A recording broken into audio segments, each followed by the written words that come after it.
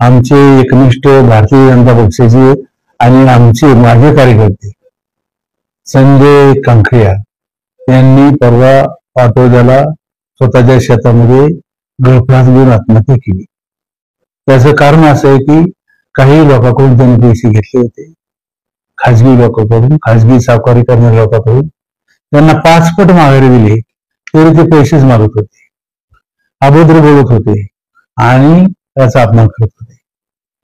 आणि ही गोष्ट आम्हाला कुणाला त्यांनी सांगितली नाही, त्याला तो अपमान सहन झाला नाही आणि त्यांनी स्वतःच्या शेतात जाऊन गळफास घेऊन आत्महत्या केली।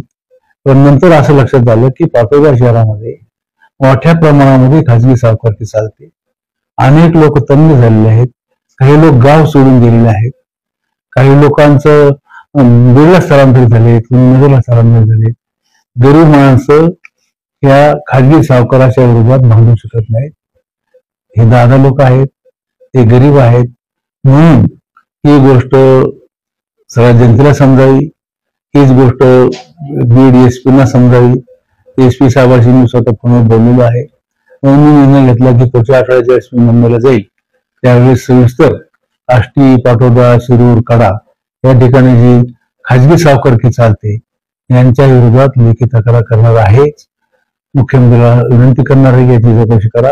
दुसरी गोष्ट, त्या ज्या लोकांचं शोषण झालेलं आहे त्या सर्व लोकांना पण माझी आपल्या माध्यमातून विनंती आहे की त्यांनी त्यांची नावं आमच्याकडे द्यावीत।